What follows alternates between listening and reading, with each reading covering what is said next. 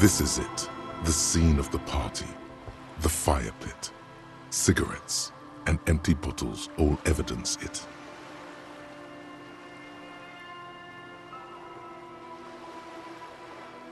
Looks like they were here a while, judging from all the bottles.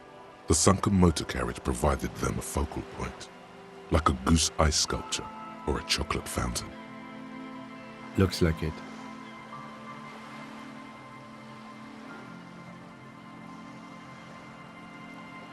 Hey, let's keep moving, detective. Somehow, he doesn't want to dwell on it.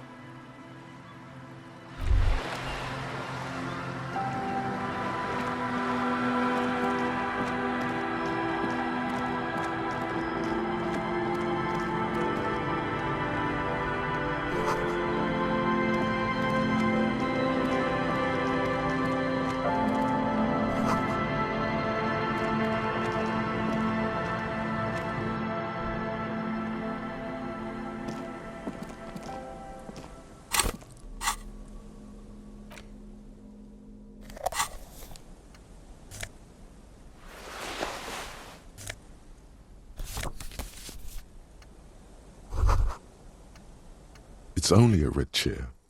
Just a red chair in an empty shack, with what looked like a dusty bow tie on the shelf. Nothing to see here. In someone's abandoned shack. On the coast. In Martinez. In Ravachol. He's afraid you've forgotten suddenly.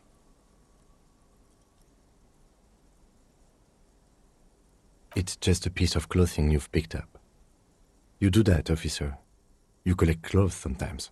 He sounds a little worried. It's an odd habit. You better not fucking think about ditching me for some shitty cum-stained bow tie! You and I are gearing up for the final showdown that's gonna be off all walls. You wait and see. Your necktie sounds very scared. Never take it off. Yes, agreed. You should never take your necktie off. Ever. Nothing. It's just a piece of furniture. Red paint is peeling off it. Looks like blood, no?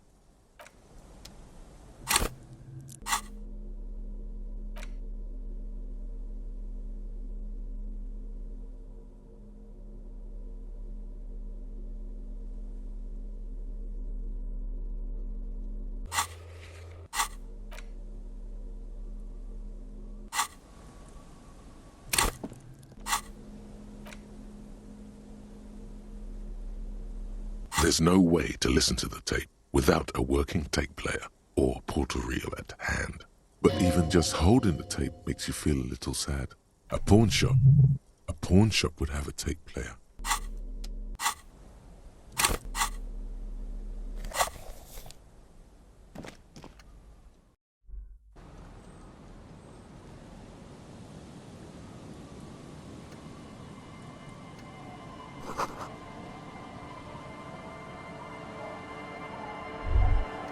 Great news.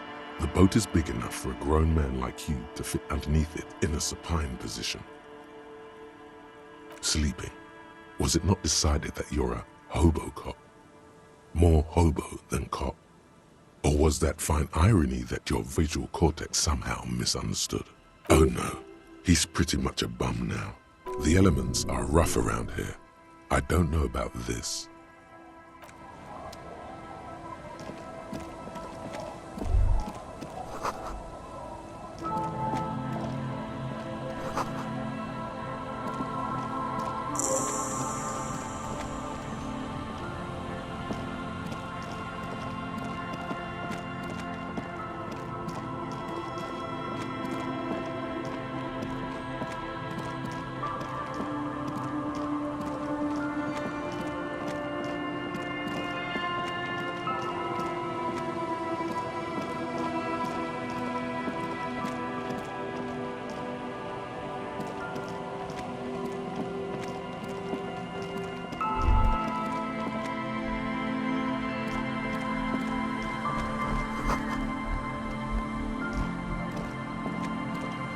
The worn and beaten wooden planks of the bench do not look overly comforting.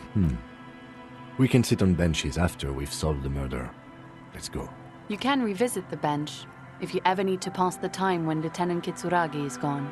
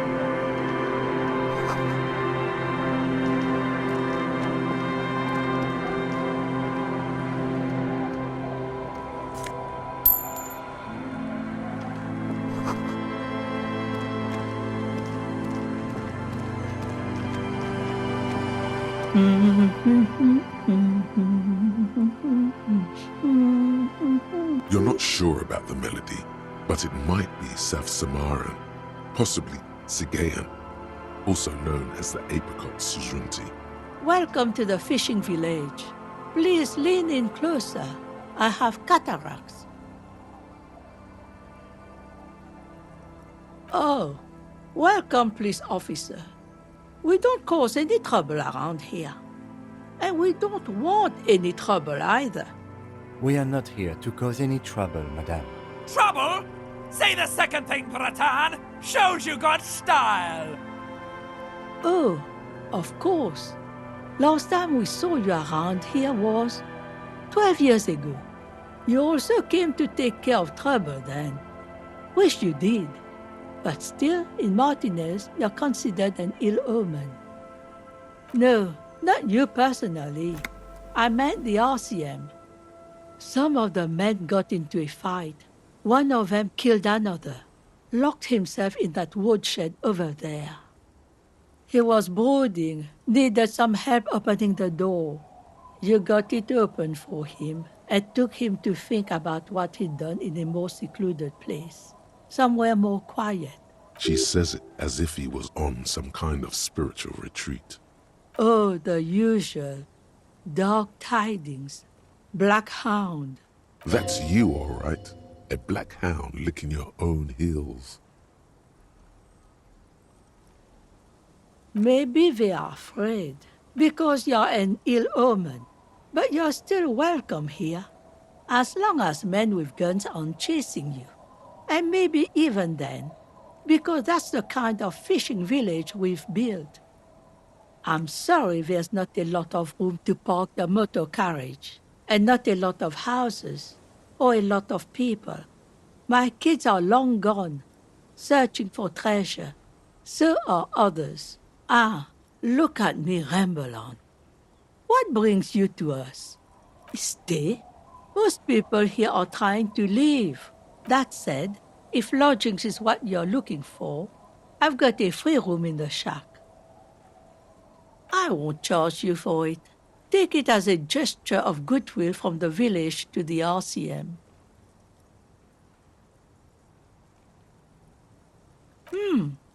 That's exactly how they get ya. That's why we built our own cinder block houses on the seaside. So we don't have to give money to those crooks. They might not look like much, but they are ours. Don't make an old woman regret opening her house to the police. Well, if you are not in the hostel in the morning, I'll know where to find you. Here, in a shack. He's a little relieved you're no longer in that room. Should he? This environment encourages one thing, and one thing only. Drinking. Finally, you have those lame-os of matinees off your back, Bratan!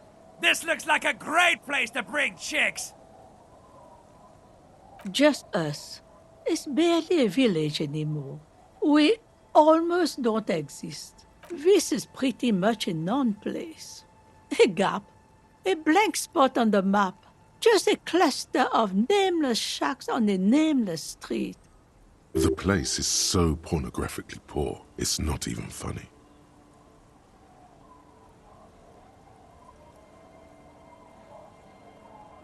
The lack of wealth is the one thing we've got in abundance. Riddles. Fits with the general ambiance here. Aye. Sometimes it's as though I'm also gotten lost inside this nameless nothing. Oh, it seems to be a common theme these days.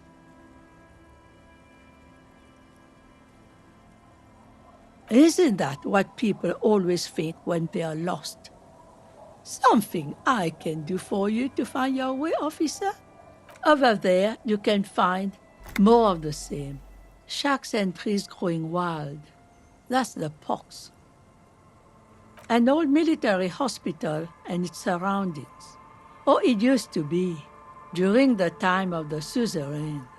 After the war, it was turned into a goodwill hospital for shell-shock veterans and folks looking for some quiet in the old sanatorium gardens.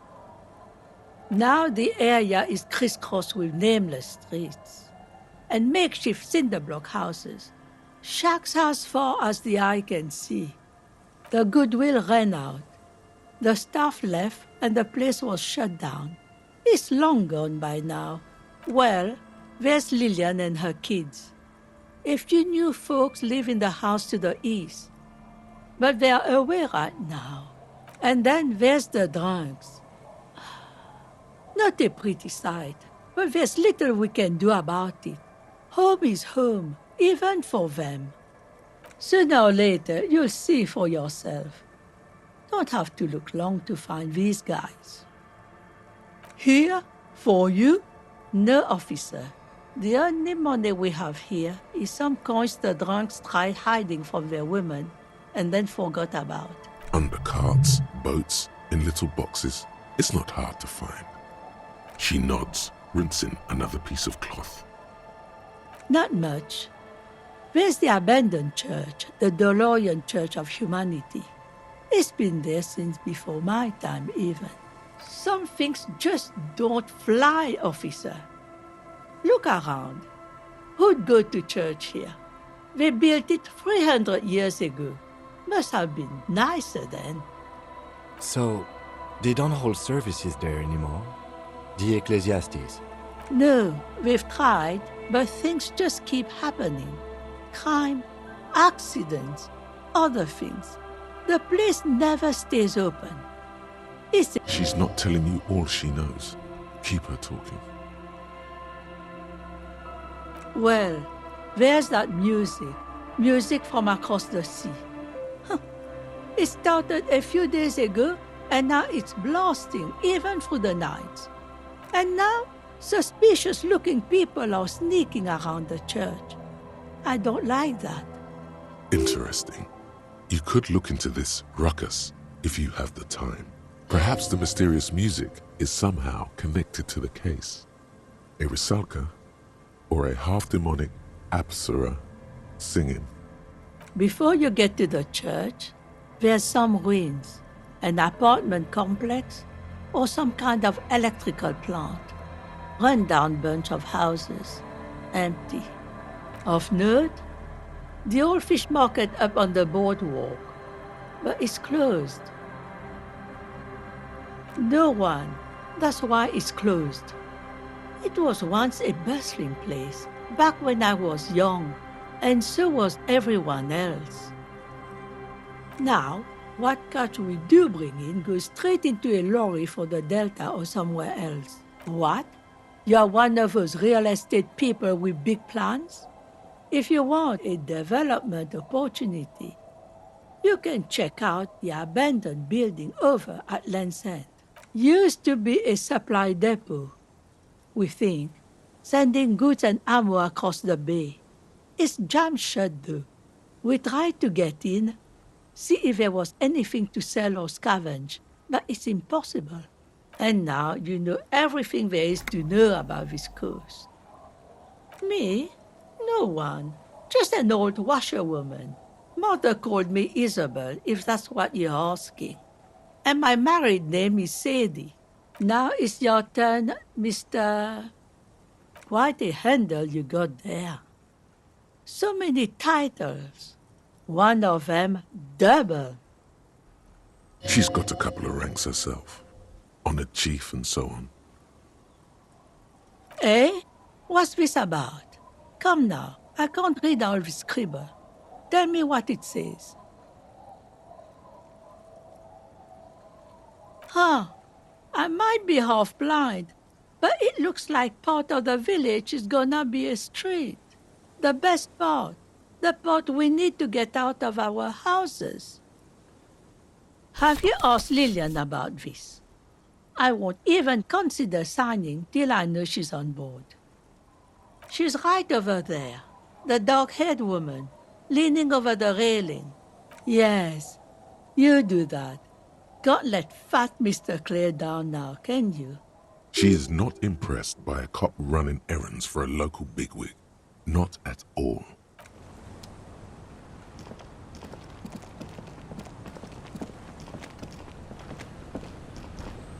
Hi, officer. Anything I can help you with?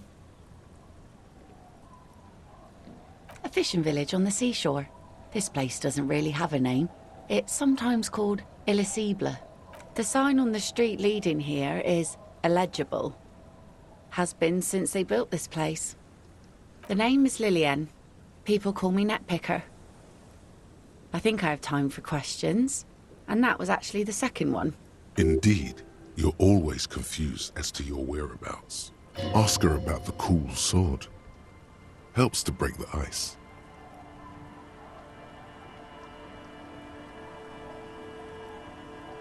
Unfortunately, the factory sold this one with a 3-year warranty instead of a story. It's to intimidate folks, mostly. It's a regular mass-produced sword, like a shovel or an axe. Nothing fancy, just for intimidation. From time to time, people need a lesson in respect. That's just the way it is. Back in the day, I caught the eyes of many men. And believe me, men need a lesson in manners from time to time. What makes you think we haven't? The truth is that almost everyone in this life is scared and tired and stupid and too dull for that. That goes for men too. But they put on an act for us. Pretend like everything's good and living in shit doesn't bother them. Like anyone falls for that. No one wants to talk about how frightened they are. But only frightened people are really dangerous. And plenty of them are dangerous. She's not afraid, however. Does that make her not dangerous? No, I'm afraid not. Tempting to confiscate the blade I used to keep these animals in check. You would put me in an early grave. Some went to patch their wounds, their lesson learned. Others were more thick-headed. And one of them, I ended up marrying. Gone.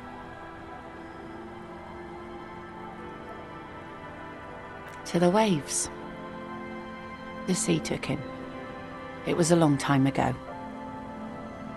He didn't respect the sea. Went out there, drunk like a skunk, and sure enough, one day the boat was found floating empty. A bloated corpse turned up 2 weeks later. Now, before you tell me how sorry you are for my loss, know that it was 4 years ago, and I've moved on. There's only so much mourning you can do for a drunk with sinewy muscles.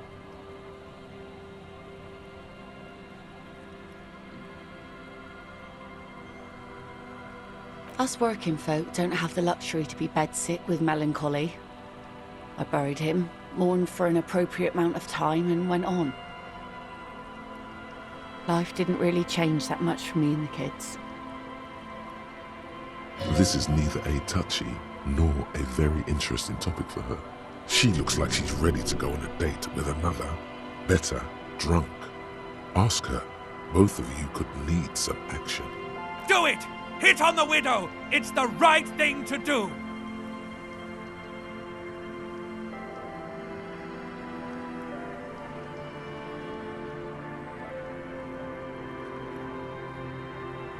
Sure is. The sun, I call her, coated with a fresh layer of tar just yesterday. It'll take some time for it to dry, assuming the sunny days continue. Aye. Sunny days. You got a problem with that? No, ma'am. We have no quarrel with sunny days. Good. It would have been bad news had it turned out it wasn't a sunny day. Bad news for the skiff, bad news for the nets, bad news for the kids. There's a moment's silence. She looks at the rain streaming down the yellow belly of the boat. In time, when the sea turns and the winds settle, she will be ready. My prediction, it will be at least 2 days.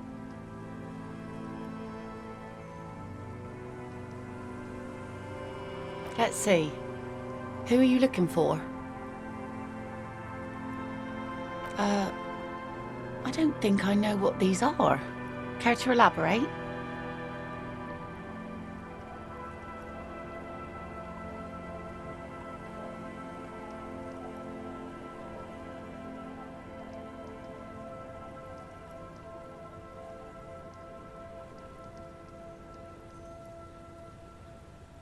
Aha!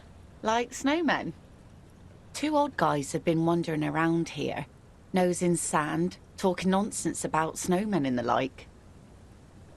I don't really know. Further down the peninsula, I guess. I mean, that's where they were heading. Who else are you looking for besides snowmen? Yeah, I'm not really looking for that anymore. Not much into the middle-class ones either. Could do with some landed gentry, but apparently they don't make those anymore. I wish I could help you with that, but I haven't seen your working-class husband. Maybe I can help you find someone else. She seems genuinely sorry for not being able to help you. Well, how can I assist you then, officer? Like I said, fish mostly. Sail the waves, take care of the kids, pick nets. Right now I'm tarring a little skiff. Sometimes I also walk to the beach to see what the sea has given up. The sea is full of surprises. Keep it professional, man. Don't make it sound like you're hitting on her. This is what is called a conversation. You don't have to be guarded right now.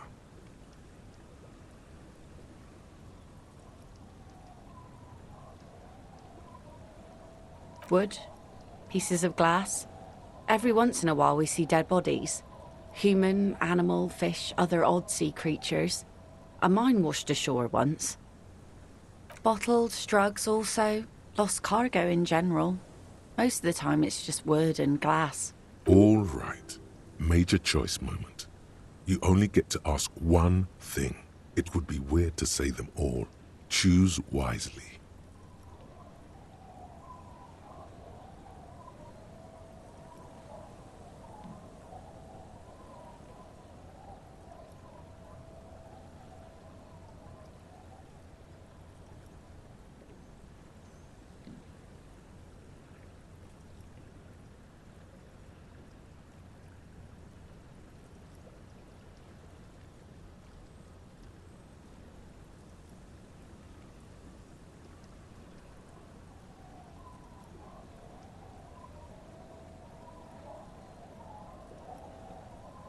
Don't have any.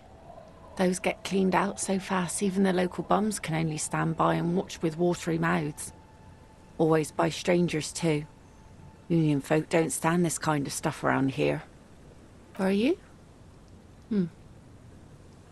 This says by signing I agree to living with construction noise. What exactly is the Union building? What a nice idea. Wouldn't have thought that. She sounds incredulous about the niceness of the idea. That Everard and the Union have nice plans for anything. I thought they only cared about themselves. Well, I guess union members have children too. And those members have a vote when electing the head of the local chapter. He has a pen in everything. Here you go.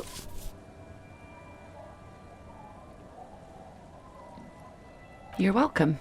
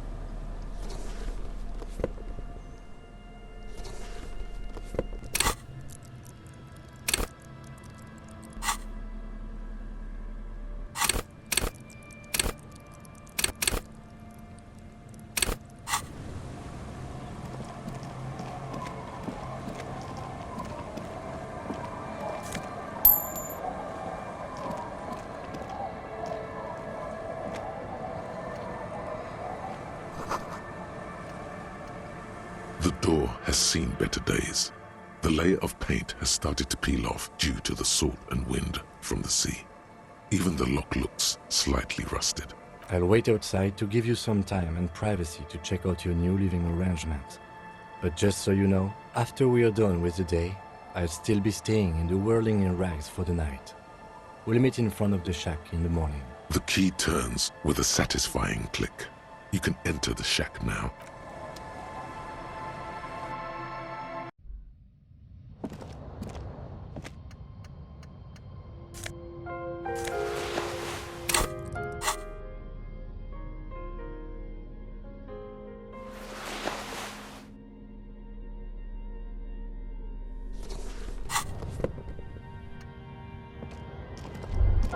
On the table, you see a bowl of water, a rough soap, and next to it, a small hand mirror. A straight razor soaks inside the wash basin. The water reflects back a vague image of your face. Nose bulbous and red, hair unkempt, wrinkles lining the eyes and forehead. The stash is gigantic.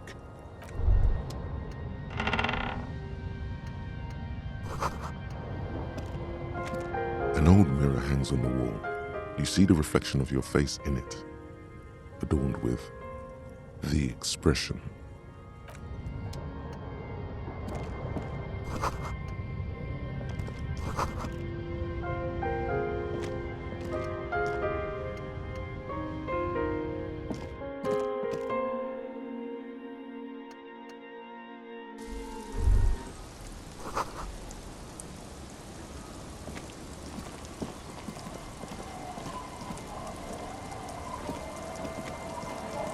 Our tenant, the policeman. I hope the waves don't keep you up at night. What can I help you with? Lillian should let her sword make her decisions. The girl just doesn't have the head for it. Either way, I won't sign. Lillian's not the only one who's too trusting. She wanted to see if you would do it, and if she would. I've seen it all before. You think they've got our interests at heart? Rich men are always selling poor men promises they never planned to keep. Then the poor get pushed out of their homes and the rich get a little richer. That's the way it goes. So no, I don't trust the fat man, and neither should you. She speaks with the authority of a leader. Hers is the final word around here.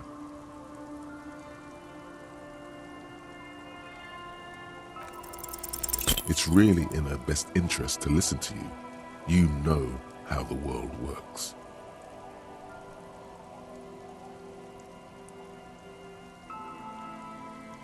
I've heard that pitch before plenty. Building this, building that, new jobs, new blood. Somehow the people here always end up holding the short end of the stick. And what do you think I'm doing right now, Mr. RCM? Tastes like soap, unsurprisingly. Do you know who takes the cream of these deals? Real estate developers, construction companies, restaurant owners, clerks, accountants in La Delta. Have some integrity. You're an officer of the law, not some fat slug's corrupt little crony. It's okay. She's emotional right now. Keep at it. We're her out. You know, there could be another way. You need to go someplace private and discreet, though, like your shack. Wow, you work hard. Oh, yes, you hustle. You're a provider. It's tough out there, but you keep it real and provide. Look at yourself. You're a human pedometer. You must have walked 200,000 steps down cracked asphalt, mosaic, sand, and linoleum after you re-emerged. That is the sign of a hustler who never gives up. The world is harsh and people are evil. You didn't make it that way, and you won't let it break you. You ride. A little.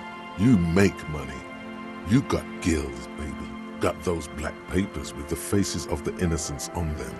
You bring in the Franco Negros and the Solas. It ain't easy, but you do it.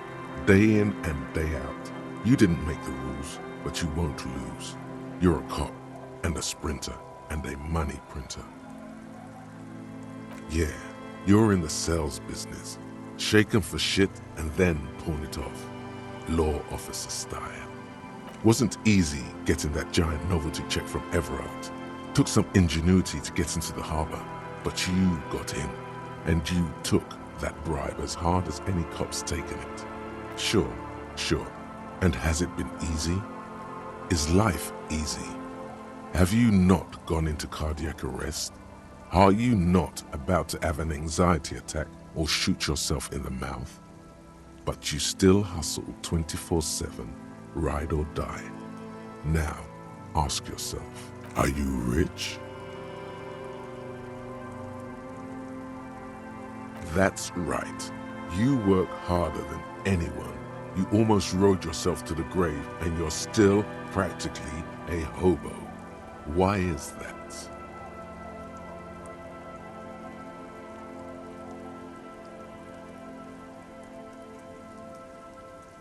The Guardsman has set himself up one of those self-replicating money structures. You should learn from it. Don't play the victim. Think hustler. Think with your head. Because of the taxes, G-Man's got his jam-covered sticky fingers in your pocket, stealing from you every time you buy, sell, walk, talk, fart, so much as sneeze. Aren't taxes almost non-existent in the Gossamer state that is Revachol? You and I both, but they got those indirect modes of taxation. Sales tax, excise duty, extraction tax. This tax that doesn't even have a name. Plus, there's the stuff people in other countries pay for that makes them ask for more money from you here. The Gossamer state's a myth. In total, the coalition government is taking 98% of all your money.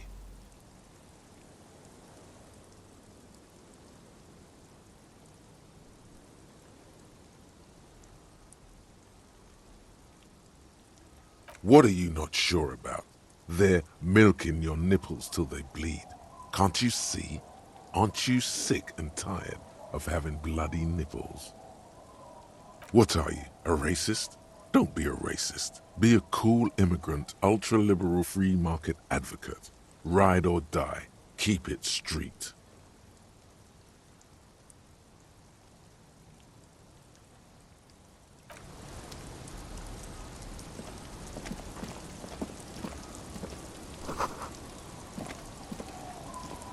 The scruffy-haired little boy kicks a stone.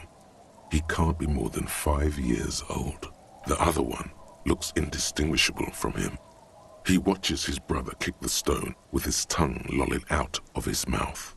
The stone-kicking one becomes frantic all of a sudden, as if that's something to be scared of.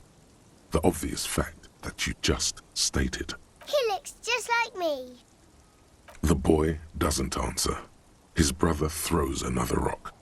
Both of their hair is covered in some kind of dirt. You're bad with kids.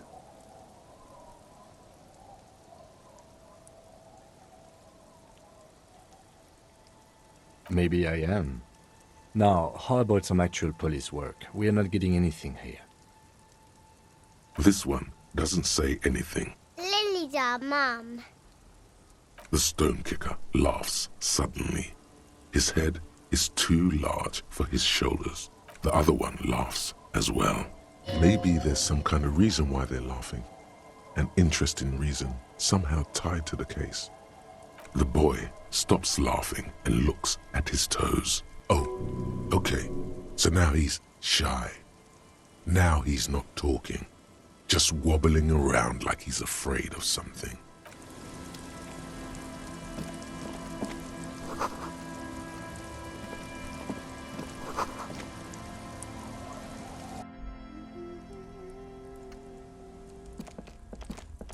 Hello, mister. She clutches a small stuffed animal. Occasionally, she twirls it around. Yes, I am. Little Lily. You know my mom? That's nice. My mom is great. She's never angry or anything. Yes. They don't want to play with me. They're older and play outside. They look the same. Sometimes I can't tell them apart. They look identical.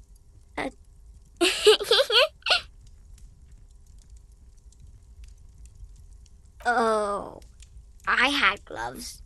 Very big ones. Heavy, too. Where did you get these gloves? Found them when Lemmy and I were playing hide and seek. In an empty house. Where no one lives. I think someone hid them there. She doesn't want you to think she stole them. I hid them.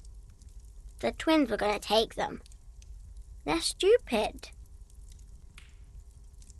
We are going to need those gloves. It's for important police business. Oh. They're in my sandcastle. Behind our house. Under the sand. You can break the castle. It's not very good. It's a grouse. You might be able to get on Gart's good side if you replace the broken skewer you almost certainly broke.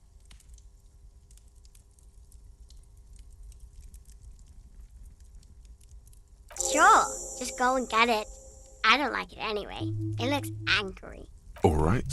You just need to grab it from the ceiling and go. It's Lammy. He's my friend. Sort of. Like... Lambie is a stuffed lamb that, admittedly, has seen better days. One of the eye buttons is missing, and the fur is tattered in several parts. Yes. Very soft.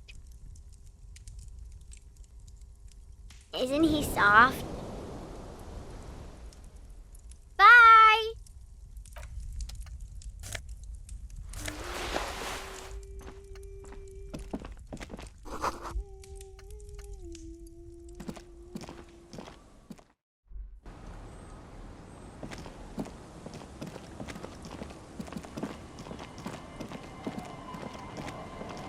Weather has not been kind to Lily's little sandcastle. The once mighty towers are quickly eroding away. You can see something shining back to you from what must have been a vast underground catacomb network. The little castle? The reigning lord must have come upon some really tough times to let it sleep in such decrepitude. The walls and floors give way to the giant's greed, collapse and present you with a pair of ceramic gauntlets. Congratulations. That's the gauntlets down then. We're doing good on the armor collection front.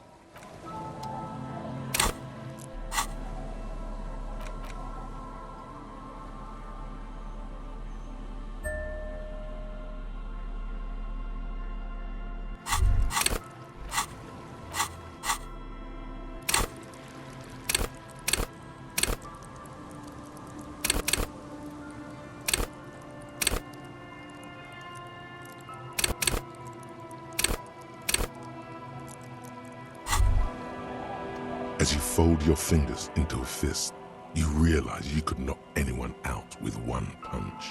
The white ceramic gloves wrap around your digits comfortably. Your movements cause tiny little clicks, like dice rolling somewhere far away, as the plates reorient to your motions.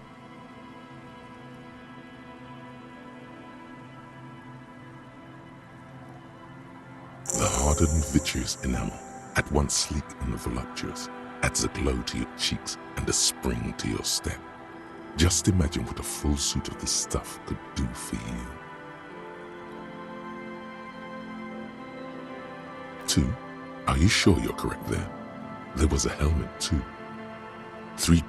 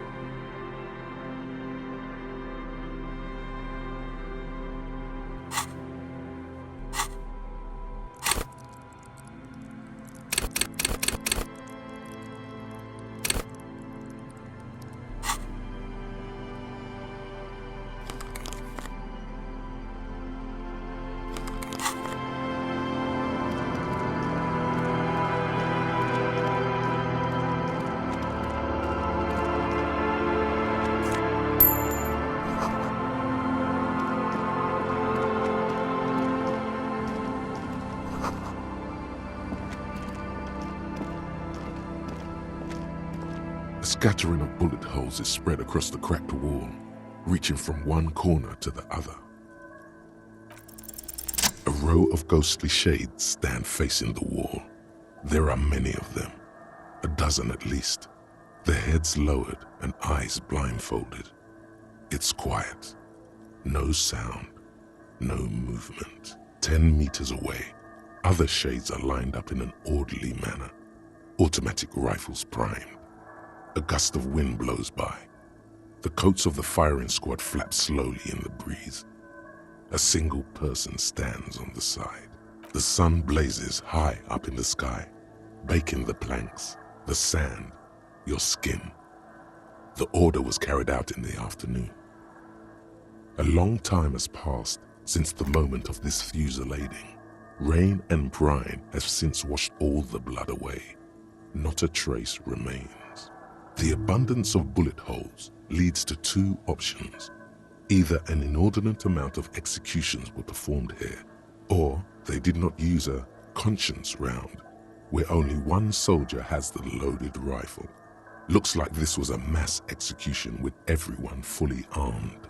A host of men, probably in everyday clothes, ragged from the conflict and covered in dust.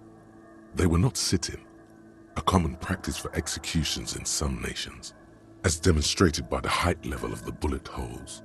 They stand, facing the wall.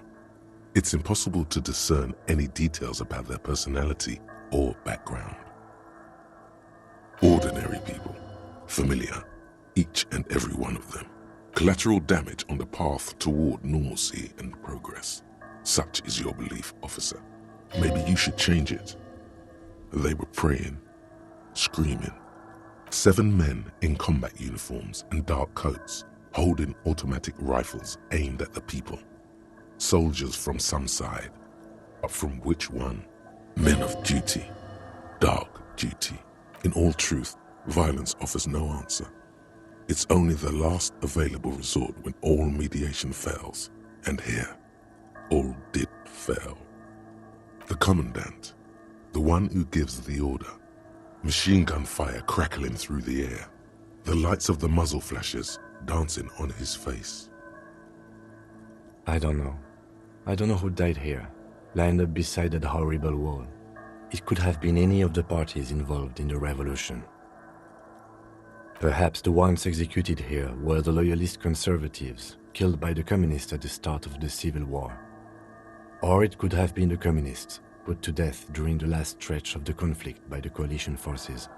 It could even have been the employees of the failed R&D center down the coast, as their building was taken over by the revolutionaries. Or maybe... Yeah, it's very unlikely the coalition forces were the ones who died here. They were always the last ones against the wall. To be honest, if a coalition member was anyone in this situation, it was the commandant, the superior giving the orders. A cold sea wind blows away the figures.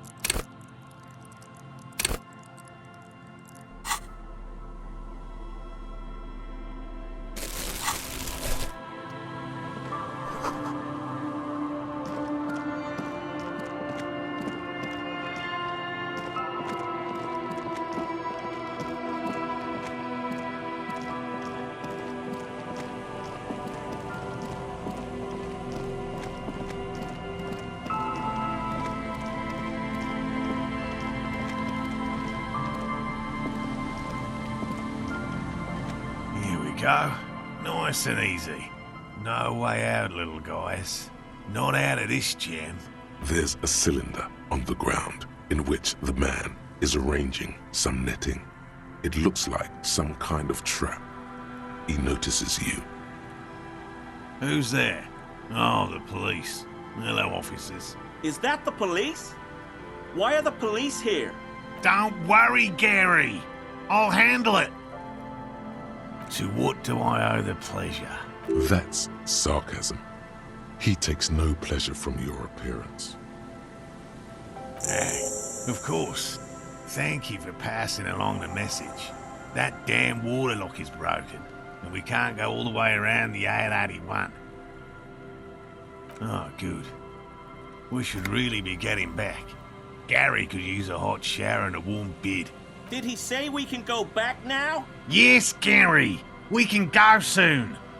If you see Lena, tell her I won't be long. Sir, your wife is waiting for you.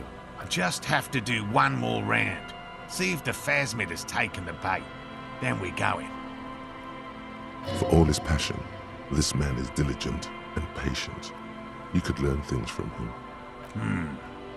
Well, first of all, it's damn difficult to find, which is why we've been knee-deep in the reeds laying traps for it. Good question. Being a phasmid of the order Phantasmodea, a ghost insect, it disguises itself as plant matter. In this case, the reeds. Awful lot of reeds around, aren't there? And I suspect it may have also developed other specialised techniques to protect itself from predators, or scientists in our present case.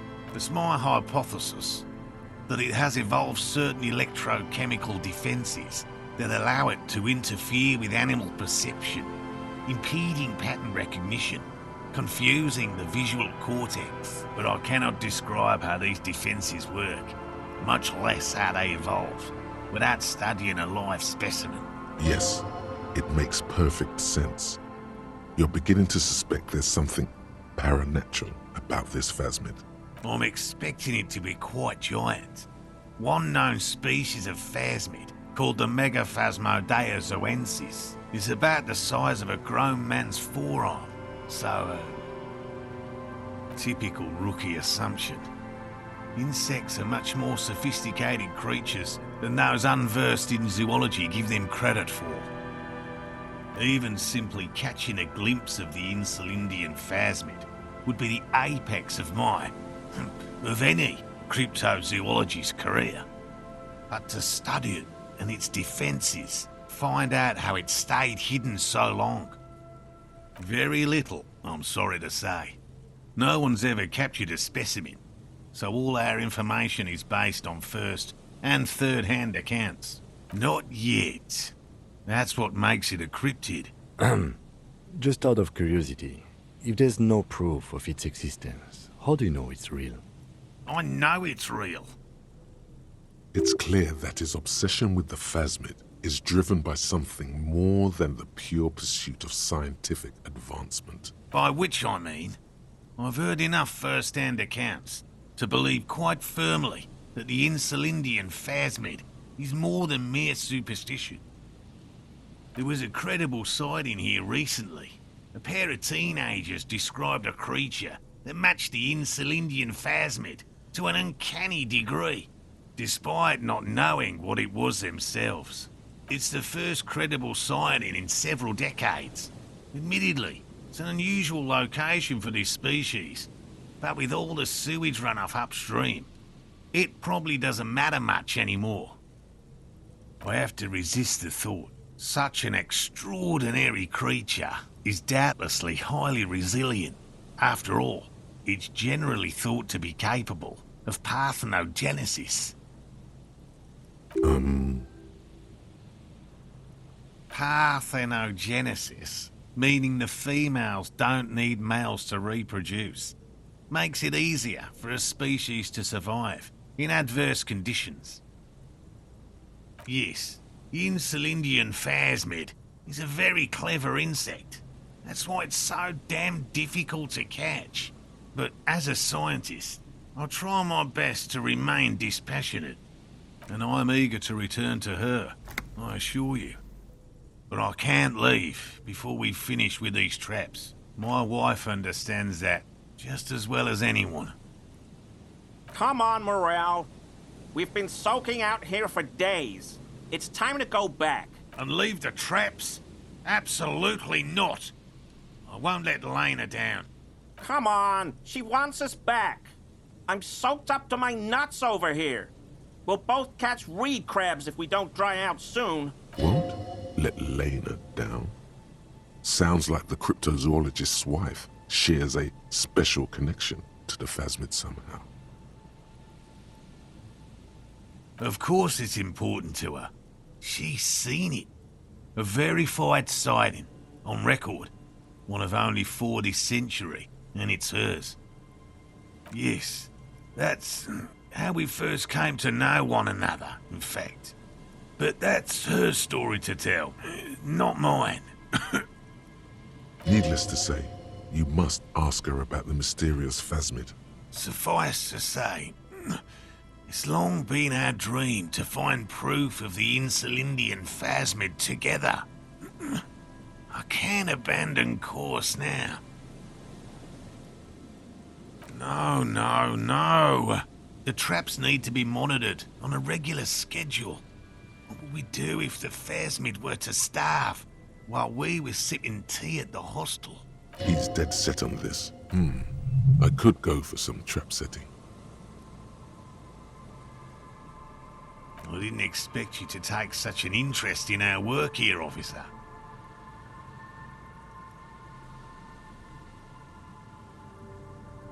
Yes, indeed.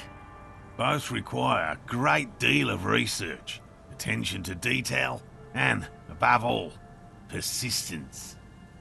That's highly unlikely, officer. But in the event you do, I'll spray you with a pheromone mixture I developed. It's made of musk and research chemicals. The pheromone should attract the insect to you, or at least prevent it from bolting at the sight of you. It's quite potent. Will last you about a week. Wise choice. I hope you're not buying this. He dispenses it without letting you touch the canister, so it would be precious like holy water. It is precious. A single dose cost me 50 real to develop. Not that I expect you to understand self-financing one's own research. Bring it to me at once. Just make sure the trap is closed tight. He's not comfortable with the possibility that you'll claim the find, but he's lying about this even to himself. There are 4 in total. One is to the south, on this little peninsula, by the boathouses there. It's very near. Another we set in Land's End, to the northeast. It's behind a small sand dune there, on your way to the old radio tower, after the church. The third is set near the canal, where you crossed, by a concrete slab. A big thicket of reeds going up the slope, and among them, you should check at least one of those before returning to this one, since I just said it. This one's more of a technicality, but still, better safe and stupid than sorry. That seems like a lot. Do we really have time for this extracurricular venture? Even relative to examining a week-old corpse, I'm not sure mucking about in the reeds qualifies as fun. But have it your way, detective.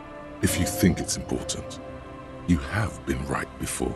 Right, which means you two can pack up and go back to the whirling. Whatever he thinks about this detour, it's clear that these men are exhausted and in need of assistance. Finally, someone's talking sense. Thank you for your help. Gary and I will start breaking down camp.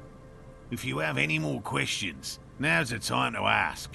We'll be gone once you get to it. If it's more cryptid-related business you want to discuss, you'll have time for that later too.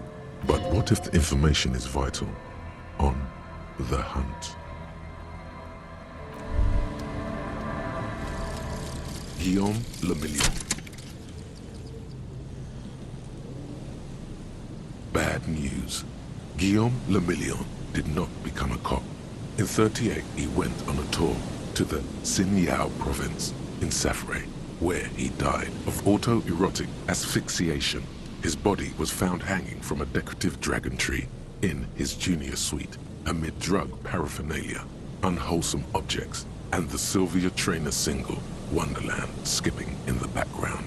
And yes, you can take this as a metaphor for Revachol in the 30s, and also as a warning.